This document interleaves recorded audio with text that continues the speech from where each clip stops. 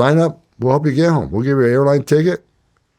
Put some cash in your pocket. Go home. SOCOM JSOC units go into Mexico and rid the cartel. I won't get ahead of the president on that. What is the mission of BORTAC? A lot of technology in that wall.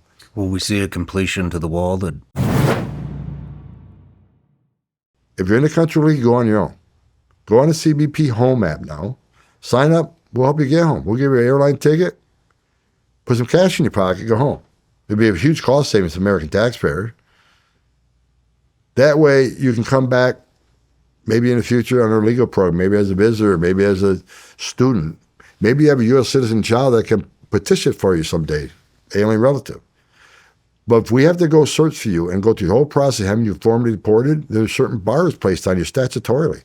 Anywhere from 5 to 20 years, you can't come back. Leave on your own.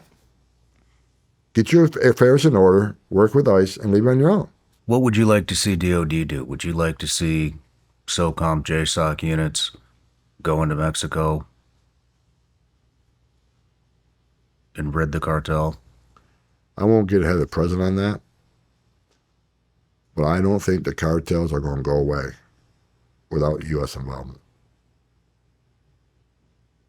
President Trump did it. ISIS. We show we're really good at the away game. I think when it comes to criminal cartels, we got to play the away game. Stop the poison before it gets here. Then, of course, on this side of the border, we got to address the drive, the need for drugs like that. We got to address that. We're customers. So, but do I think the criminal cartels are going to go away without our involvement? Absolutely not. I don't know. Mexico has failed in decades to do it. And like I say, a lot of Mexico's corrupt. They run Mexico. I mean, they're infiltrated in everything. Much of the Mexican military is corrupt. Much of the Mexican law enforcement is corrupt. Much of the Mexican government's corrupt. And many of them don't want to be corrupt. But you take the payoff and do what we tell you to, we'll kill you and your family, and they will. So, I think if we were to wipe the cartels off the face of the earth, Mexico would be such a better country. They'd be a safer country. A self-ruling country where cartels don't own the military and law enforcement and some government officials. I think in the long run, Mexico would be such a better country if they didn't have the cartels operating there. So I think President Trump did exactly the right thing, designating them terrorists. I think he's doing the right thing, offering Mexico his assistance in taking them out. Will we see a completion to the wall that was... We're already rebuilding the wall. Again, the more money we have, the more wall we can do. So, again, we need Congress to fund this. The more money we have, the more we can do. Where are the strategic locations where you would start with the wall? The Border Patrol has a strategic plan based on the crossings, based on where they think where traffic has historically come and where they're seeing now what the fuel coming across. That plan changes all the time, based on intelligence, based on what they're finding out down south. So that changes all the time. But Border Patrol, they just don't put a wall up here because it's cheaper. They don't put a wall up here because someone wants a wall there.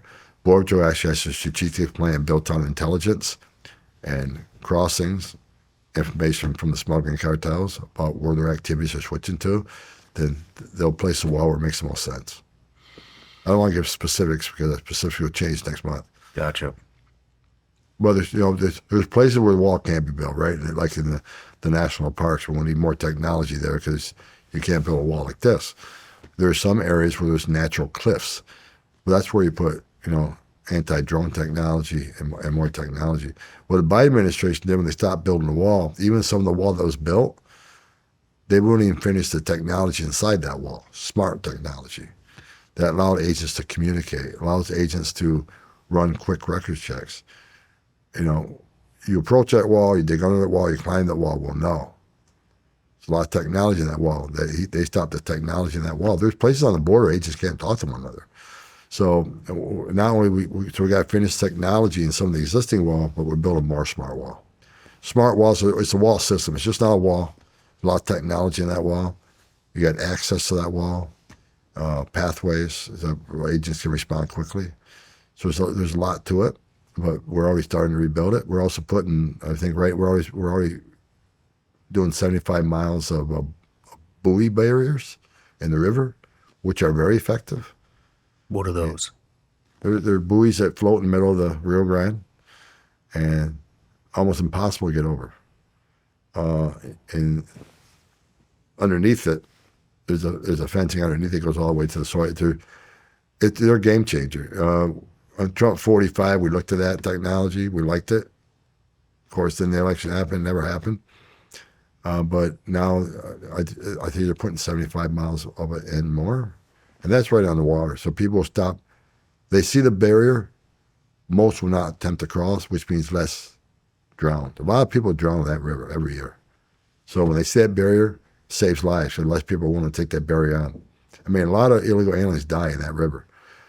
People think that river doesn't have a current. You're wrong. Hundreds of people die in that river every year. Not now, because the border's secure. Well, the Trump administration, they not only you see people drown, they find dead bodies all the time. People just die crossing the river. A lot of people can't swim. What is it's just a personal question, BORTAC? I've heard a lot about it. Can't get anybody to talk about it. Seems like they're extremely well trained, almost like a JSOC unit. What is the mission of BORTAC? They're kind of the Border Patrol SWAT team. They're badass. That's what I hear. Those guys are good. I mean, I was never in BORTAC when I was in Border Patrol. I wasn't good enough. I mean, these guys are well trained, great shots, great with a firearm. Now they're into rappelling and jumping on an airplane with a parachute. I mean, these guys have increased their training. They're incredible. Is it within the U.S. border they operate, or do they go into Mexico too? They don't operate within Mexico, or they do operate on the border in the interior. In my home state, New York, a couple of prisoners escaped from Dannemora State Prison. They looked for them for a long time, couldn't find them. They brought BORTAC in there. They found the first guy. Well, they actually shot and killed the first one. The second one was later caught. You had a prisoner escape in the jail about 2 years ago. Couldn't find him. So BORTAC's good. They're well trained, and it all started back in my day. I was board in Campo when I was working down the San Diego area, Tijuana area. They had what they called the Border Bandit Squad, because bandits would work the border and they'd rip people off, head into the United States, take all their money, take their goods, rape women. So you had border bandits that are operating. So you had a Border Bandit Patrol, which was Border Patrol Special Operations along with local sheriffs. Took a lot of those border bandits out. There was a lot of armed conflicts, a lot of shootings. But BORTAC, I would call it the SWAT team of the Border Patrol. And they're very, very well trained. Well, Tom, we're wrapping up the interview here. Last question. Second to last question. I just want to know, is there anything we didn't cover that you want the American people to know? I want the American people to know that, the Trump administration, unlike what the media is pushing, is not inhumane. Everybody in this group is trying to save lives. As I said earlier, secure border saves lives. We're looking for 300,000 children. The Biden administration released to the country to sponsor them weren't properly vetted. Everybody in this program right now knows what it's like to see children in forced sex trafficking or forced labor. I've seen a lot of tragedy in my life. And I'm simply trying to prevent as much of that tragedy as possible, and a secure border saves lives. I get called a lot of names. I don't care. I don't give a shit what people think about me. I don't. As long as my family, my Lord and Savior, think I'm doing the right thing, then I'm good. The hate doesn't mean anything. The protesters, I love them. That means my message is getting out. That means you're over the target. No matter where you're watching Shawn Ryan Show from, if you get anything out of this, please like, comment, subscribe, and most importantly, share this everywhere you possibly can. And if you're feeling extra generous, please leave us a review on Apple and Spotify podcasts.